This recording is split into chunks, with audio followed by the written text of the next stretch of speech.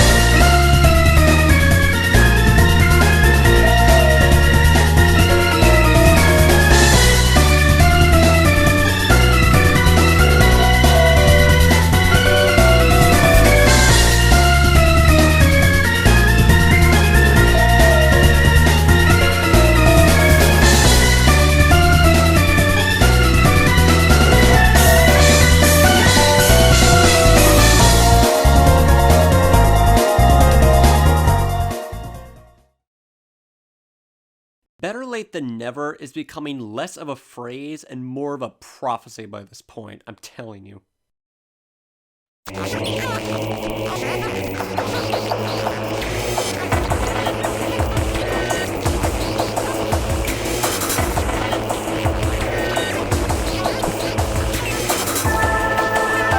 Whether it would be the atmospheric settings that best relates to the area you're exploring, the wide assortment of suit upgrades and weapons you obtain throughout your journey exploring further into the vast regions of the planet's surface, the jaw-dropping evolution into 3D first-person shooter platformer that gives it a much more greater perspective of what the Metroid universe feels like from the protagonist to the player, or the amount of lore scattered throughout the game that, in turn, gives it so much more variety from the story it has to tell for the player to get a better, clear justification to what exactly is going on, and how you, a badass female intergalactic bounty hunter, can do to unleash the power within your highly advanced arsenal and put an end to whatever has caused the disaster to happen in the first place.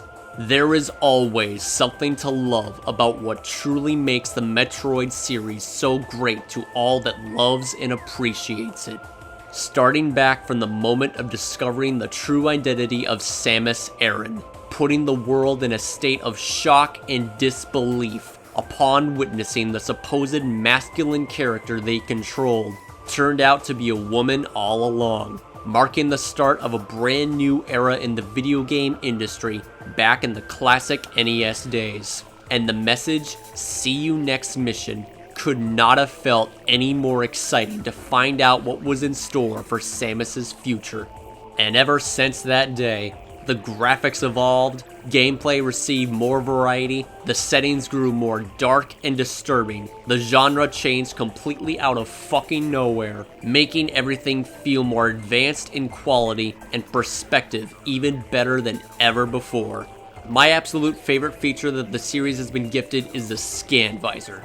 An extraordinarily useful tool used more commonly to gather information and research everything you analyze, whether it be objects to give the universe more diversity and aesthetic appeal, devices and terrain inscripted with lore for intriguing narratives, or creatures to analyze their natural instincts and behavior for how to deal with them in a one-to-one combat situation.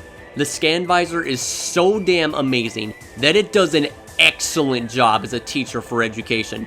I've honestly learned a lot more from this thing than anything else that I was taught in school, because unlike the overwhelming standardized tasks to perform and prove how knowledgeable we are as a person with letters to judge our goddamn IQ, the scan visor gives you all of the information that you need to be successful because of how exquisitely well detailed everything is written out to understand. It cuts to the chase, plain and simple, take notes. With all of these magnificent proportions to describe everything of what best defines the Metroid series, I am more than honored to say that it is, in my opinion, the greatest franchise of all of Nintendo's creations. And if it wasn't for Retro Studios to step up to the spotlight, then it wouldn't have received the upgrades it got from the Prime series in the first place. Though prior to the monumental success of Dread, the Metroid series by itself was criminally underrated for reasons that have never been established. Despite Samus being part of the original 12 playable characters in Smash Bros. And continued to represent Metroid's legacy onward up to Ultimate. Which obviously leads up to the fact that Nintendo has shown its importance toward the series of Metroid, and quite possibly acquired the realization of the potential it can get over the years. Well, one thing is for certain, it did just that. Still doesn't change the fact that despite the agonizingly disappointing fact of Samus Returns not having as much sales in the long run, even if it was the key solution to reviving a dead franchise, and actually gave us the new Metroid game we've always wanted, that's not Metroid's Funko Pop adventure.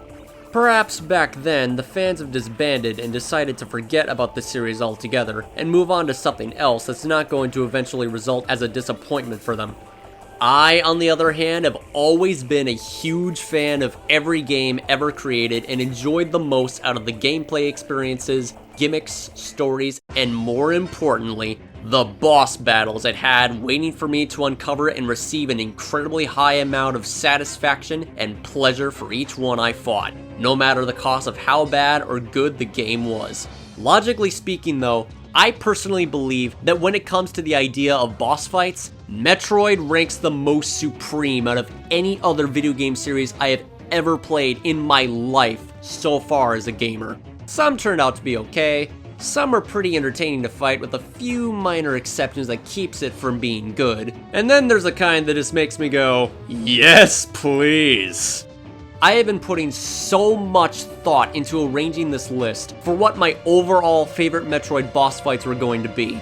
And because there are so many great boss fights in Metroid, with fantastic concepts, designs, creativity, and enjoyment you get while fighting them, it was extremely tough to select only just 10 that I consider to be a favorite. So now that it's finally been put into play for me to include in this countdown video, I will now announce my top 10 favorite Metroid bosses. I will be listing at least one boss from each game in the series. I will be talking about how it leads up, concepts it has, the experiences I've had with them, and what makes them enjoyable to fight in the first place. Of course, since this is a video featuring every main Metroid game released so far, spoilers are to be expected in here, so fair warning. The only exceptions I have are AM2R, which is a fan game, and Metroid Prime Pinball, which is a spin-off. Also, I will not be including any mini-bosses, so things like Caretaker Class Drone, Hive Mecha, Spore Spawn, the Metroid Evolutions, and Arachnus are off the list. I am GBA049, and with that finally out of the way, Chozo Varia Suit online, energy at max, ammunition at full capacity, commencing mission now. Time to begin the countdown!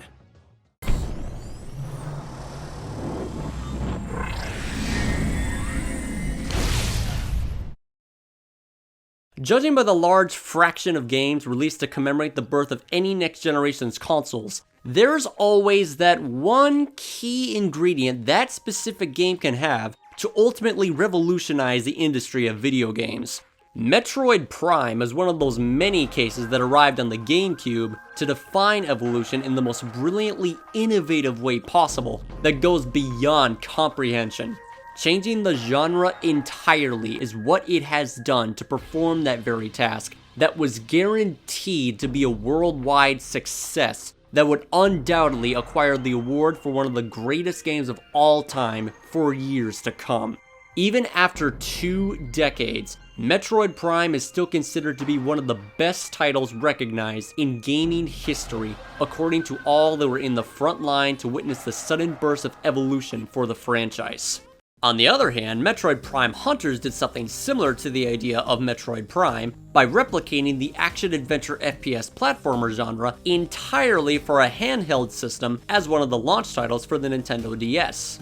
I gotta say, this game is quite the ideal factor of having the physical capabilities comprised to allow those specified genres embedded into it that surprisingly works for the DS's hardware.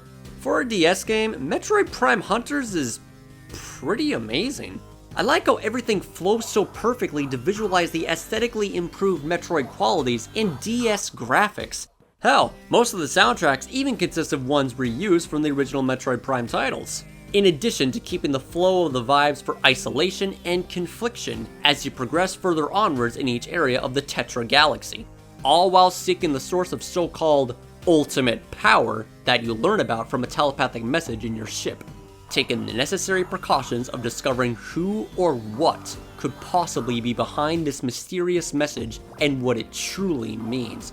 Meanwhile, the rest of the other bounty hunters that received the exact same message took no heed whatsoever and immediately joined the case to fulfill their own ambitions for this ultimate power, thus beginning the mission of who will be the first to obtain it and become the most powerful bounty hunter in the galaxy.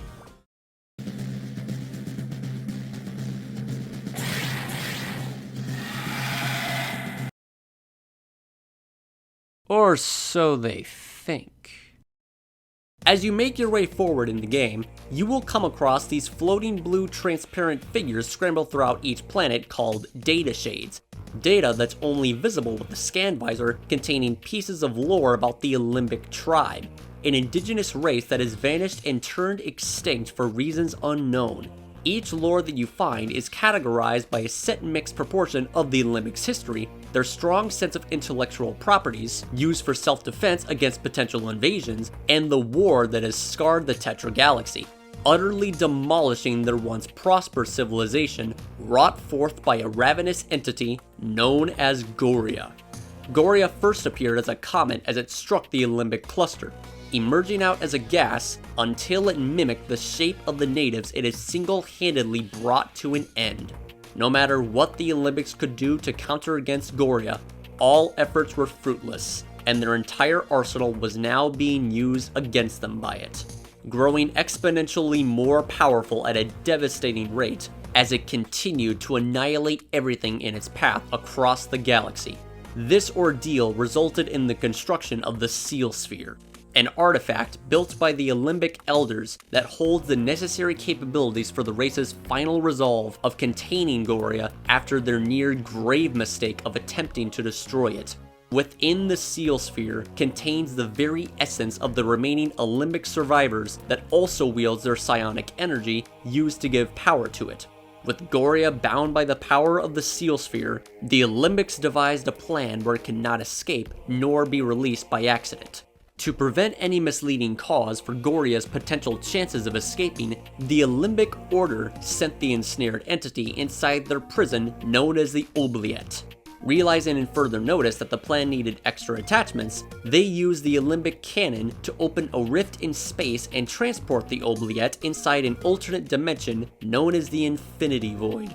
To further prevent the reactivation of the cannon, 8 of the necessary keys for gaining control of it, known as octoliths, each containing the essence of an Limbic Elder, were scattered throughout each planet of the Tetra Galaxy. In addition to being heavily guarded and secured by the Limbic's most powerful and goddamn infuriating technology, each one located inside separate alternate dimensional areas led by a portal, which are also secured by 3 Limbic artifacts hidden around each area of the planet, to hedge their bet even further. In other words, an invincible apocalyptic creature came out of nowhere and devastated the race inhabiting the galaxy, nearly wiped them clean to extinction, took their bait from the Seal Sphere, and they have quite literally imprisoned a prison for its prisoner. I think it's safe for me to further emphasize and come to the point that the Limbic tribe wasted absolutely no time at all for allowing any more damage being dealt by one creature that met their league, and sacrificing their entire race as the expense required to fulfill their foolproof plan of imprisonception into complete successful fruition. That is quite the fucking commitment if I've ever seen one. Holy shit.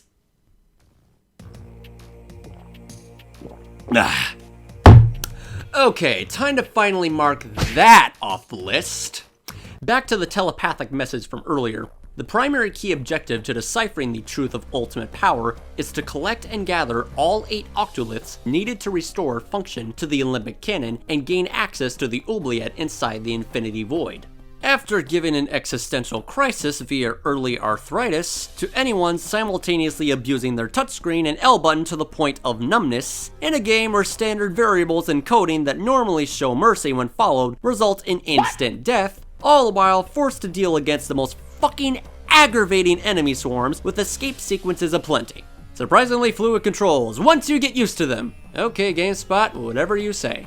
Although despite the finger-breaking controls and uninspired boss designs with repetitive concepts from the Limbic's main center defensive security protocols, the story reaching toward the conclusion behind Goria itself is actually the only exception I have for ideas relating to what makes a boss fight for Metroid good enough for what it does well with. You get to this point receiving the message of ultimate power as you progress your way inside the Celestial Archives, wanting to know more of what's going on, which doesn't happen until you arrive on Alinos, the home planet of the Olympic tribe. From that point forward, everything is starting to become full circle as you learn more about them and their ordeal they've dealt with against Goria that costed their own existence to put the enemy in chains inside an alternate dimension for eternity.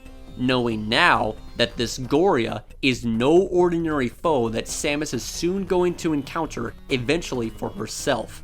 It gradually becomes more and more foreboding from those creepy telepathic messages you receive constantly for each octolith you obtain, feeling like as if that they're coming from the deceased natives of the Olympic Elders. Likewise, the essences of them are resonating from within the octoliths, and their consciousness still remains. It's those simple, short words written out, and the disturbing noises you get coming from those messages to make you feel uneasy and wonder if you're doing the right thing. A sense of despair being brought to you from the Limbic Elders, explaining to become fully prepared for what is about to unfold as you progress. Those elements begin to flesh out from each other as you make your way inside the Infinity Void and board the very prison where Goria resides. Upon entering this mysterious overgrown area, you discover more data shades inside a chamber all grouped up together listing the last pieces of lore from the Limbics sealing Goria. The first one saying that it cannot be destroyed. But does it have a weak spot?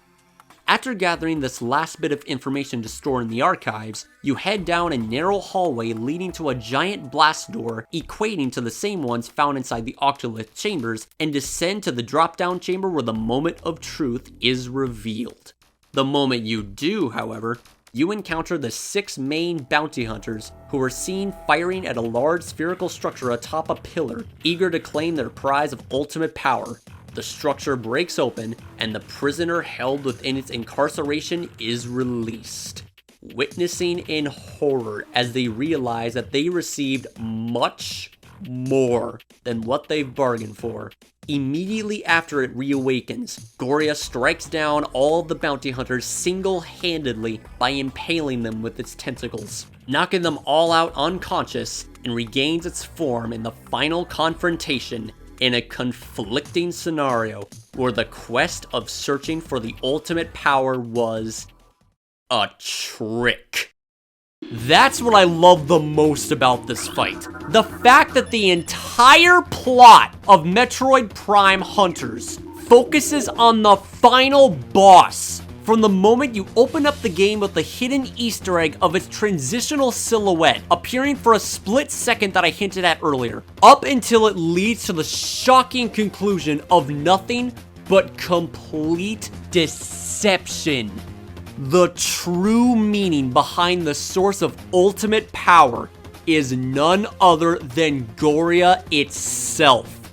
The telepathic message that was passed on across the galaxy was its scheme for luring the bounty hunters into the Olympic cluster in an attempt to be broken free from its imprisonment. Holy shit, this thing is smart. For a final boss, it's essentially the entire idea for both the story and the objective of the whole game Goria by itself is a very unique concept that gets every important characteristic of a Metroid boss correctly. It may still suffer from the subjective specifications of the controls, since you need to rely without a lock-on feature to fight it. But at least the experiences in my perspective were enough to keep me engaged and ready to bring this robotic shape-shifting menace down, despite me already knowing that it can't be destroyed, save for its arms, which are less durable in defenses, but will regenerate after a short amount of time passes before the second one is blown off.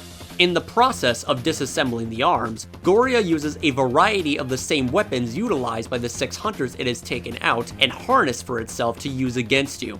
Candid's Volt Driver, Silex's Shock Coil, Noxus's Judicator, Spires' Magmaul, Weevil's Battle Hammer, and Trace's Imperialist, changing colors corresponding to the weapon it has assimilated, each bearing the same strengths and weaknesses from the same hunter it was used by.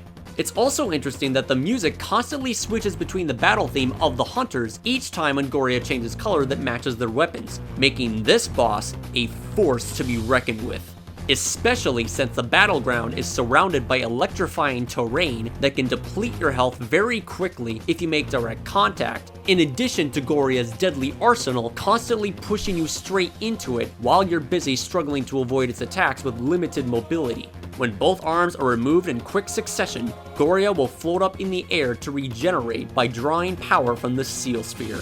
And by this point, the formerly identified hellish nightmare war machine of unknown origin, once seen as an invincible genocide dispenser, is now officially an enemy gifted with a flaw. One that has been bestowed from the Limbic Order for eternal containment procedures.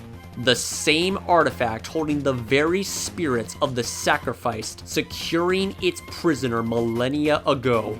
The Seal Sphere has fused with Goria's cellular structure and has now become its very first and only weakness. But that doesn't mean Goria has lost its physical prowess of fighting. Oh no. Far from it, actually. It may be left vulnerable to attack, but it still has, well, one very nasty attack to use against you. While the Seal Sphere is open for damage, a large orange tendril will emerge out and try to grab onto you. If you get caught by its grasp, you'll be tossed in the air around the room like a rag doll before being thrown back down on the ground, left with tremendous amounts of HP depleted. Avoiding this attack is ideal since health energy units are scarce to obtain from the trochas seen lying around the room, which Goria can get a hold of for itself and use them as projectiles. After a decent set of times repeating the same process of removing the arms and damaging the Seal Sphere, Goria will collapse, and the classic Metroid escape sequence ending formula cliche will commence. Why does everything that Samus steps foot under always have to self-destruct? And congratulations! You've solved the case of ultimate power, destroyed the evil menace lurking within the Limbic Cluster, and restored peace to the galaxy. At the cost of your own life, anyway. A job well done! You have performed admirably once again, Samus Aran. Mission complete. Or is it? That mildly unsettling design mission final screen could not appear to be any more blatantly obvious that it isn't. Especially from this genuinely intriguing final form time counter shown on the bottom left. So what's the catch? In actuality, this is only the neutral ending of the game. You didn't fully achieve your mission completely. The path to the true ending lies within the multicolored triangular-shaped objects. 2018. Good times. Seen on the outskirts around Goria's chamber. And I assure you, these things aren't placed for decoration. Rewind back to the very first blast door you came across at the landing site to the Celestial Archives from the moment your quest begins. From here and throughout the rest of your adventure, you will notice these peculiar blue emblems hanging above certain blast doors found in different parts of the Tetra Galaxy. Each emblem bears its own data shade, deciphering another piece of listed lore titled the Limbic Prophecy. categorized and arranged in numerical order from each emblem you discover onwards throughout your journey. Each data shade translated by the scan visor contains data log entries written out metaphorically that hints the type of beam upgrades by keywords relating to its color. After acquiring this very last bit of important information, proceed back to the oubliette and face off against Goria once more, this time by interacting with the devices in the same order as foretold in the prophecy. Yellow lightning for the Volt Driver, green wood for the Battle Hammer, orange blaze for the Magmaul, so on and so forth. Once the sequence is complete, a telepathic message shall be brought over to you via gunship transmission indicating that the Alembic prophecy has been fulfilled, and manifestation will take action once Goria is brought down to 0, until witnessing the ultimate power from within the Alembic tribe officially takes root.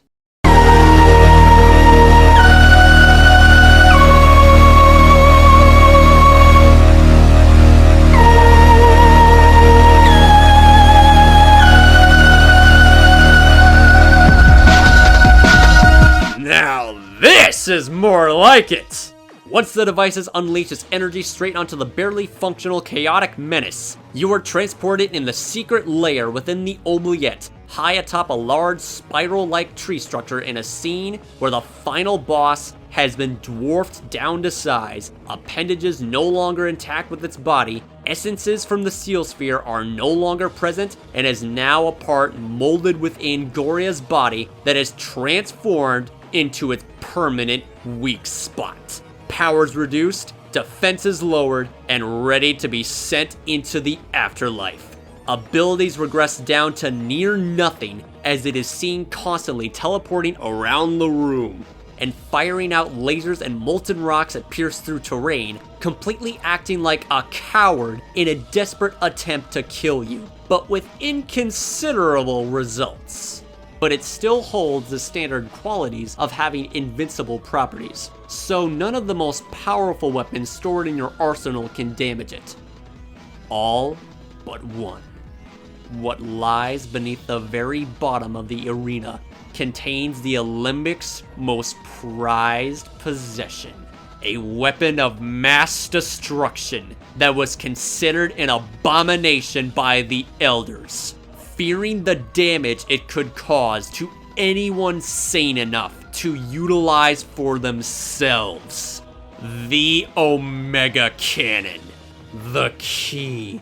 The answer. The meaning. The true source of ultimate power is the weapon shaped into creation to obliterate the bloodthirsty, dreadful walking apocalypse of lifeless ambition. Oh, how the tables have turned! I find the conclusion of the final fight against Goria to be incredulously satisfying. Because in all seriousness, I never knew about Goria having a final form until I actually had the thought of arranging this list to begin with. I saw footage of it myself and thought it looked downgraded and anticlimactic for a final boss's true form. Maybe it was the graphics or something, I don't know. But all that I could say right now is I assumed incorrectly. Everything about Goria is fantastic. The fact that it's the whole story of Metroid Prime hunters from every piece of lore arranged by the Alembic tribe, the characteristics that it has to classify its threat level for the entire universe, the plethora of intelligence it has to bait and switch its victims across the galaxy via telepathic gunship transmissions to lure them inside its prison and release the change in a form of contradiction. And finally, Goria went from a nightmarish, war-driven, merciless entity to a floating, defenseless joke. Wow. Never in my life would I have thought that the key to discovering the secret for the final form of an all-devouring apocalyptic creature of unknown origin would actually lead up of interacting with a bunch of giant fidget spinners. But hey, if this is the only optimal boss fight available that isn't 4 of the same repetitive fights with acne-covered mechanical watchtower dicks or giant flying boobs that doesn't give me total finger dismemberment, I'll take what I can get.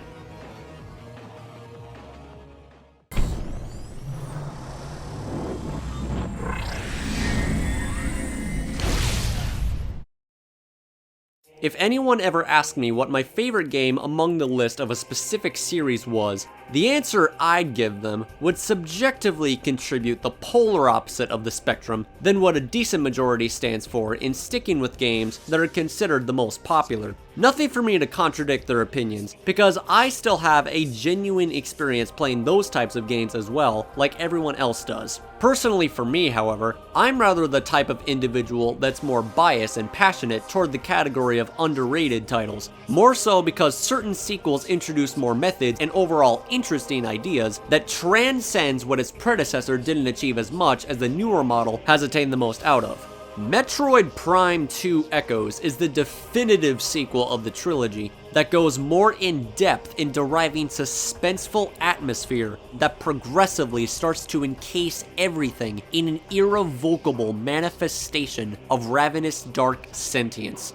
A game where all signs of hope is starting to grow more dim until the transmutation of life's meaning is slowly reaching its inevitable demise and revitalize into nothing but an empty shell lying in grief, taking the path of acceptance and molding what it never wanted on its tomb.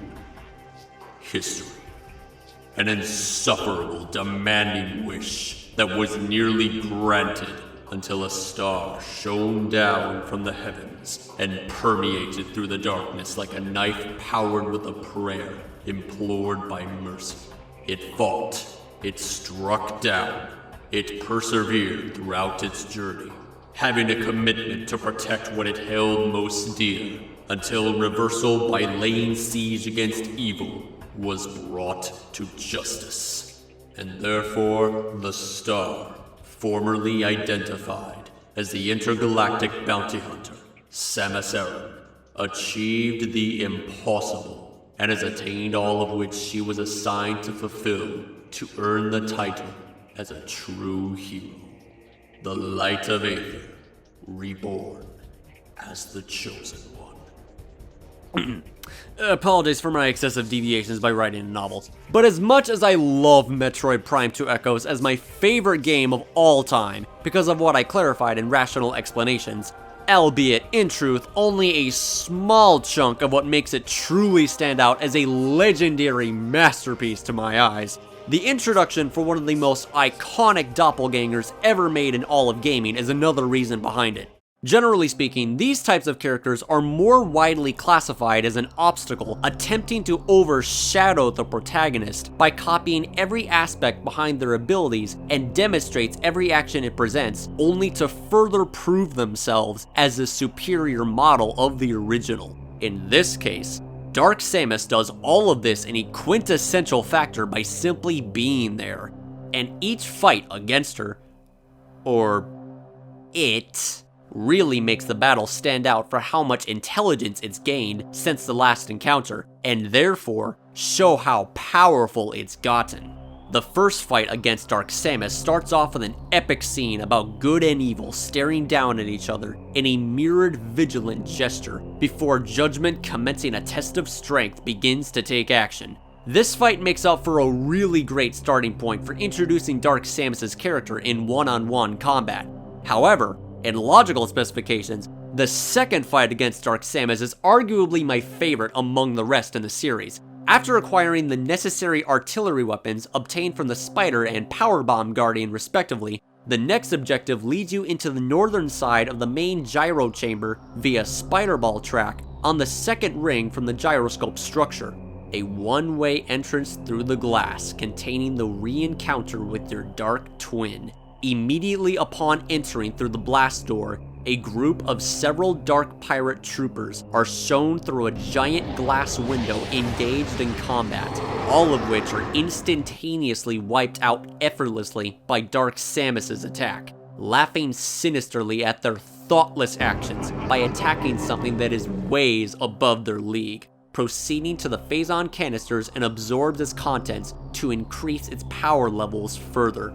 What interests me the most about this scene is that the room actually sets itself on lockdown for a brief moment, as if it was made for both the intention of forcing the delivery of demonstrating Dark Samus's character as something that's not to be taken lightly in the slightest to the player, and also to give off those elements of apprehension, as it is literally feet away from your sights, in the opposite side of a small room. The shutters do not open until Dark Samus approaches the Phazon canisters. When that happens, one of them begins to slowly open by itself, leading into a small storage room for preparation. The noises emanating from Dark Samus's absorbing abilities can still be heard through the second shutter, like it's set up for a sudden encounter, emerging so abruptly as soon as the shutter slowly reveals the very room where Dark Samus once resided.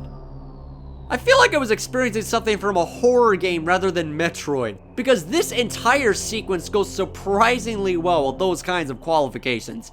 I'm impressed, but nothing could possibly compare to the actual fight, especially back in the time when I was once stuck at this point of the game, since the hints given to you for the next destination to progress didn't help at all, because all I saw was a very small shaped map hologram highlighted blue that was shown nearly placed on the top of the screen, assuming that it took place somewhere high above the surface. So what's a better way to receive the final answer by entering inside a technologically advanced alternate dimension-like area of Luminoth design that doesn't look like anything from Aether, and have a second duel with your dark twin on a gigantic elevator leading to the skies?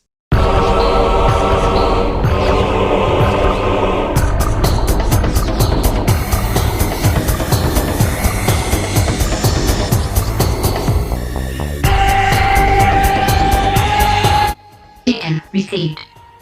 A message from Dark Samus.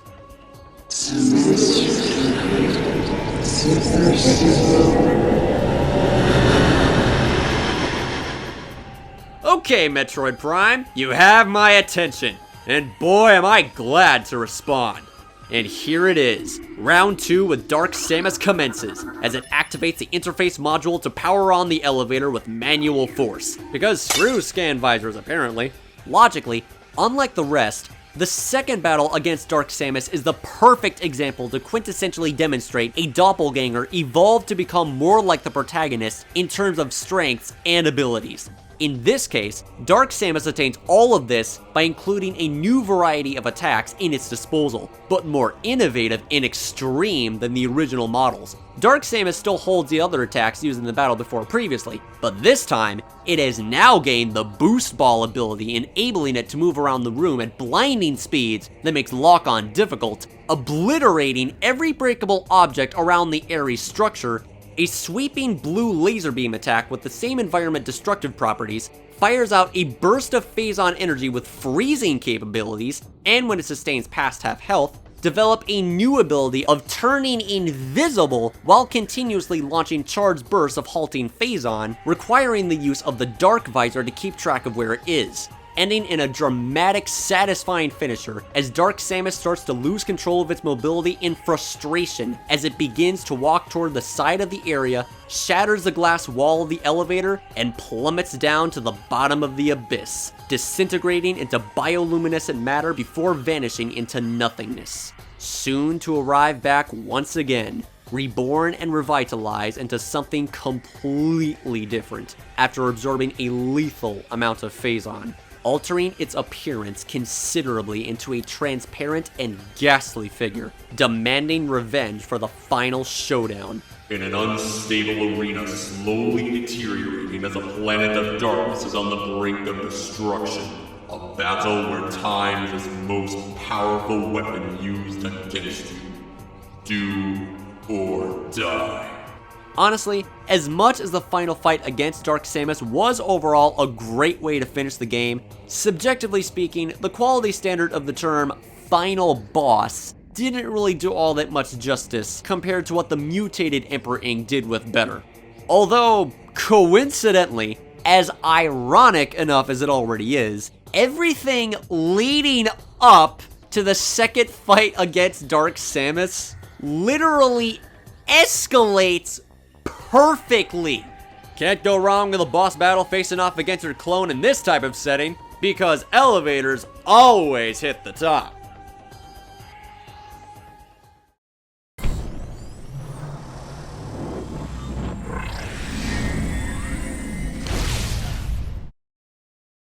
I think we can all agree on one thing. A statement that is objectively classified as an extremely influential addition that best defines a perfect video game villain, based in accordance with what they have done to cause affliction in the inauguration of its capabilities to rightfully earn that title.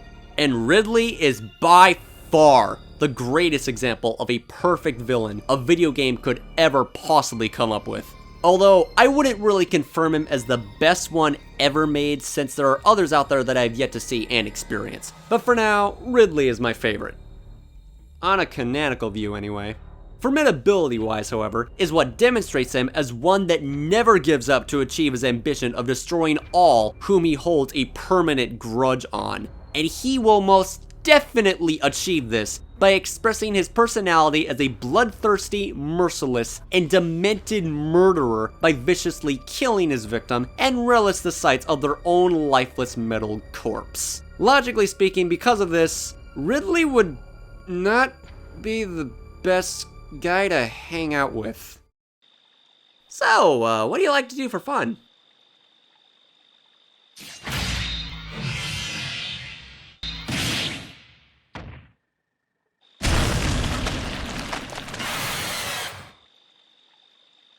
Interesting. If there is one thing that intrigues me the most about Ridley's character as a villain, other than his tenacious personality traits that holds a perfect representation of classifying him as a redeemable icon of the Metroid franchise in general, it would have to be his widely famous liability of always returning back from the dead no matter what happens to him. Because apparently, he has regenerative properties built into his life support systems. I suppose this concludes the idea of the space pirate army serving loyalty to their leader with so much prestigious vigor and cerebral authority that losing their leader would result in miserable failure to them, with no other possible solution left to rectify their indomitable desires. Which also explains why there is a whole variety of battles withheld against Ridley seen throughout each game in the series. Except for Prime 2, they had something going for him during early development. Naturally, for this particular subspecies of our beloved space pirate leader Turosaur for me to select, would none other have to be the rejuvenated model of Meta Ridley from Metroid Prime 3 Corruption. Chaos was slowly reaching to an irrevocable closure as the Galactic Federation facility on Norian had its planetary defense systems severed into a permanent state of weakness, that the revival of the protagonist's false image formed a scheme to oppose every source of life in an exploitation of regressing everything that it despises to be reincarnated into naught but a transmutation of its own blood. A heartless ambition for nourishment held accountable through mind manipulation, controlling an armada of space pirate warships, destroying every one of their internal thought processes and replacing it with the mind of an empty, heartless, obedient slave to serve and worship their new supreme ruler, and thus grant its wish of total control over the entire galaxy, an era where fear itself will thrive for all eternity, life deteriorating into the void of ravenous, sentient, merciless corruption. And the best way for allowing all of this to take root is to get rid of the problem that holds the power of preventing all evil intentions from being brought into fruition. From within the stolen armada lies the very leader of the space pirates, now being forced with a commitment, sent out to the battlefield for the purpose of interfering with the warrior's goal. And this second variation of Meta Ridley holds the perfect job to do just that. First encountered as an obstacle trapping Samus inside the Morph Ball tunnel segment leading to the entrance of Generator C, therefore preventing access. Aiming small blasts of plasma directly through the structure wherever she's located before striking with his mouth to capture her. requiring the use of deploying morph ball bombs to break free from his grasp and clear the path obstructed by his leg, arriving back again, this time with less space to work with.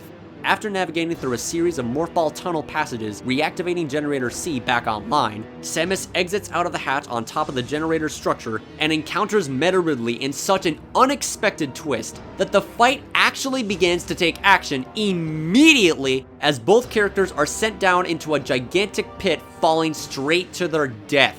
Remember what I mentioned earlier about getting rid of the problem? Because that is exactly of what's going on in this fight.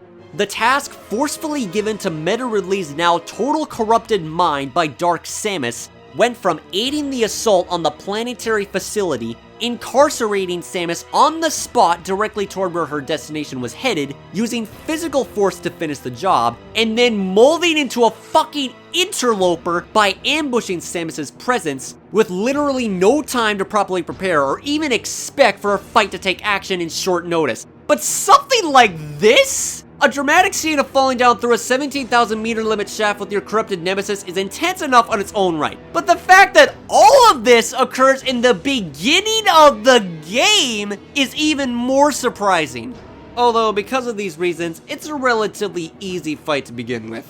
Or should I say, one that is considered to be, quite literally, straightforward. This spontaneous fight held against Meta Ridley is so jarring in every form of quality that's witnessed that it perfectly contributes everything all about him as a villain sent to kill the protagonist. His newly acquired commitment gifted to terminal corruption by Dark Samus's manipulation is still held manageable with his natural instincts, enough to the point where he elusively devises a scheme for himself. A plan for him having important business to attend to by handling the given situation personally. And what was this plan of his? Sacrifice. Dark Samus knew how tough Samus truly is in melee combat. And so the most favorable way of destroying her would none other be than to allow her nemesis to rectify his ambitious responsibility of destroying his sworn nemesis by ambushing her when she least expected it, and create a fight between hero against villain, justifying the odds as they are sent falling to their doom, proposing the solution to be maintained, all entirely meant to buy themselves time and allow the Leviathan seed to impact straight onto the facility on Norian like a meteor, killing everyone on board, thus beginning the stages of Phazon corruption to emerge and spread throughout the planet. In other words, the fight against Meta Ridley is sent as a diversion to Samus's critical objective to be led straight down into failure by him willing to achieve their success by sacrificing his own life to finish off Samus right then and there. All formed in the setting of, I'm taking you down with me. Starting off with you chasing after your nemesis, falling at a tremendous rate of velocity as Meta Ridley is seen far below your sights, firing a giant sweeping blast of plasma, all while scraping off chunks of debris to break your momentum. And since you're falling down so quickly, touching the walls can deal damage to you. When you manage to reach up closer, Meta Ridley's mouth will glow a slight orange color to indicate his time of vulnerability before he fires at you. If you're too close to him, however, he'll suddenly lunge forward and strike with his mouth, dealing a massive amount of health lost.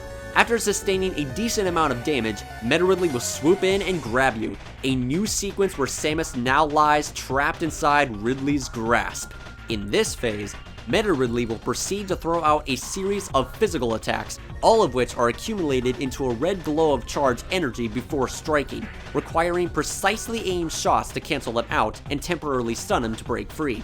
Through there, the tables have turned and the situation has changed from hero after villain to the exact opposite, flying down to reach you by firing either a stream of small fireball projectiles that circle toward you, or launch a gigantic slow-moving orange fireball that detonates on contact, sometimes which are sent out both at once.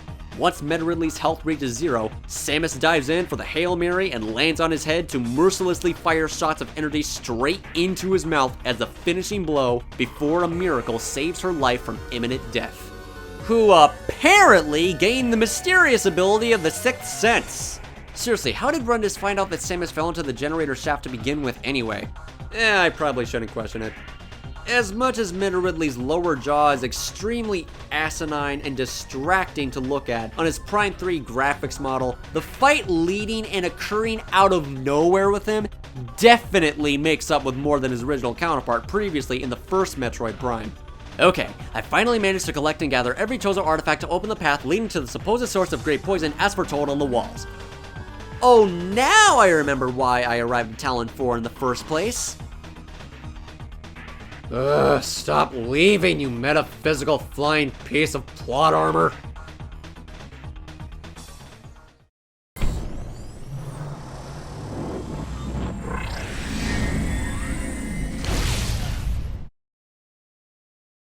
The Power Suit.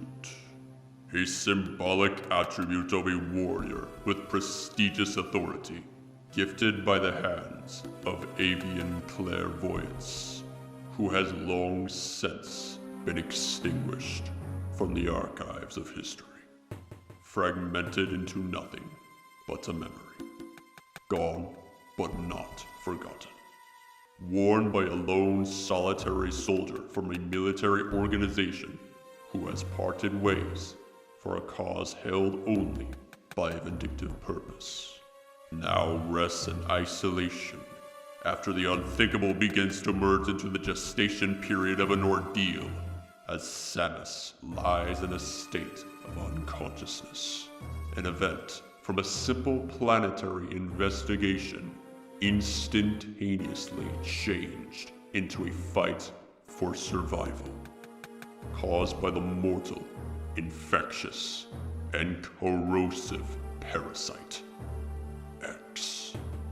The ability to copy and morph into the shape of its victim, who has fallen to their internal attack, seeking knowledge at the cost of one's own life it has mercilessly severed. It was there that a miracle in the shape of revolution, surviving the catastrophe of mass genocide, resides in the glass as the only cure required to deny such a fate upon entering through the afterlife. As the needle from the vaccine injected through the flesh of the victim's body induced the comatose state, identity of a familiar organism dispersed through the veins, and the multiplied invasion melted out of existence, therefore receiving the gift of a new life, but in dismay, also gifted with a curse. An expense so insufferable that it regressed someone, now formerly something less than who they once were before. The title of a legendary lone warrior of the galaxy, known to all, diminishing into a vulnerable being of weakness. All that the ancient disease deliberately left behind and took with it, the very source withholding her image after it was surgically removed and sent into an area of quarantine, which suddenly began to gain a form of sentience. The menace leaking from within started to grow, multiplying in gargantuous numbers at an exponential rate, until the chains of imprisonment broke off.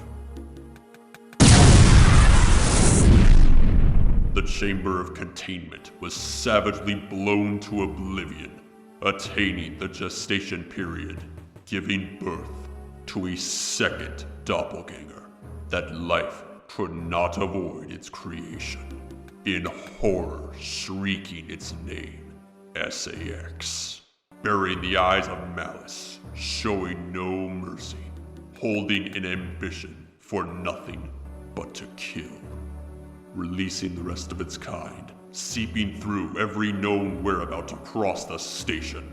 All creatures, crew members, and their most prized valuable specimens were wiped out and sent into the realm of death, The Biologics Space Laboratories Research Station, once owned by the Galactic Federation, has now been taken over and ravaged by the tenacious nature of a parasite, where nothing is safe, even for its recent victim, who has suffered a tragic loss of defenses, now reduced to near zero, obtaining a horrific obligation of entering where fear itself resides.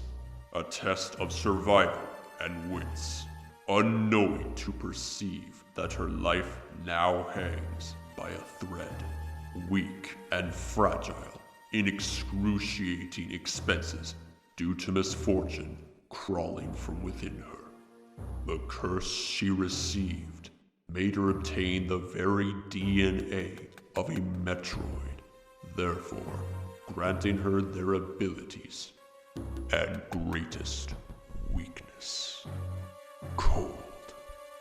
A critical side effect to the vaccine that has saved her life, and what her second apparition is fully armed with, along with every other powerful weapon in her arsenal, that will undoubtedly engrave the tombstone of Samus Aran.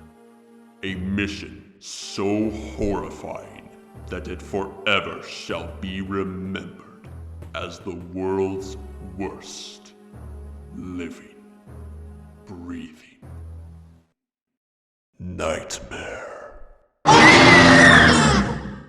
Further onwards, bearing the irrevocable calamitous event wrought by DNA replication, after elusively fleeing away from its death-posing glare on numerous impromptu setbacks, something far more terrifying lurks upon the freezing outskirts of ARC.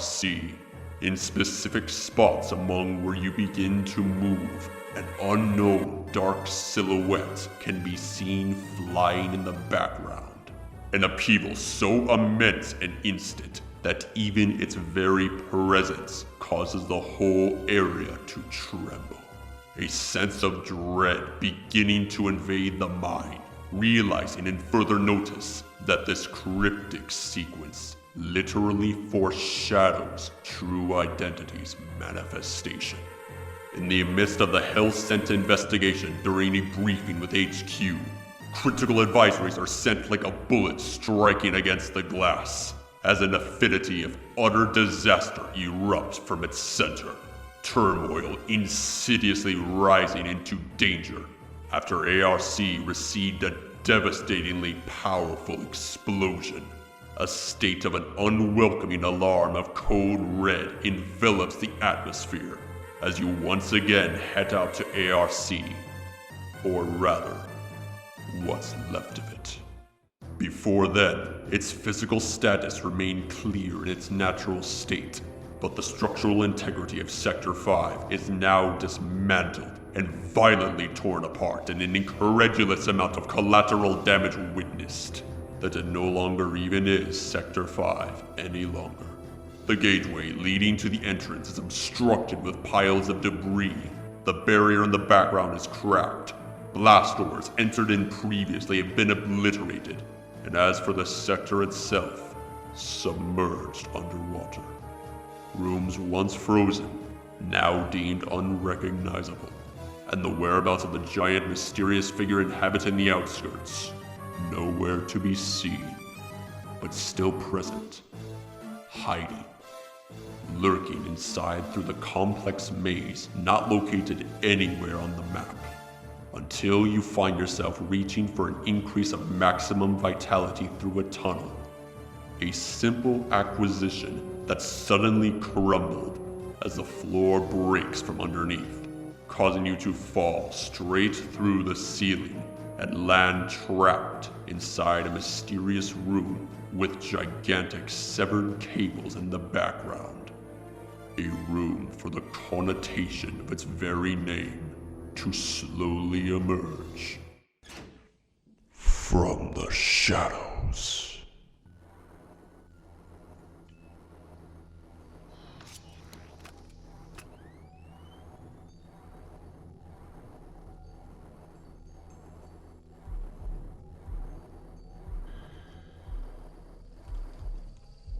At this moment, military application purposes built into the nightmare systems from the Galactic Federation were ravaged, now that it too, along with everything else in the station, have fallen to the X-parasites, and are now a part of its replicated army, scheduled for termination.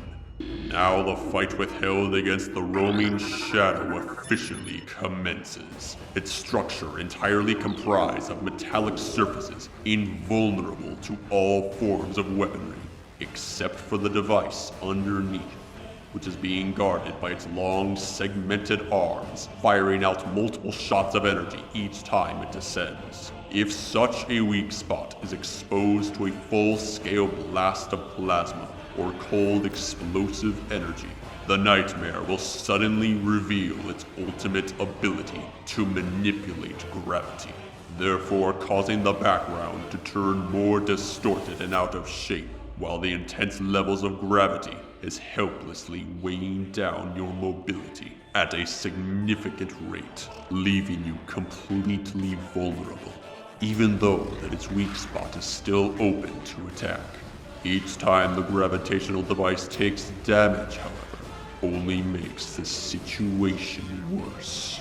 What true identity resides from within the mask of the nightmare begins to leak the answer in the form of green ooze gushing out from the eyes endlessly, which is then compounded in more extreme gesticulations after removing the weak spot, causes a chain reaction, and begins to present a horrific scene for everyone to witness.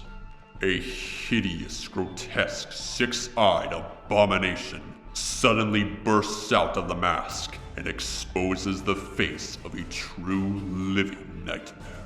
One that becomes a reality as it begins to slowly move toward the spot you're holding on to.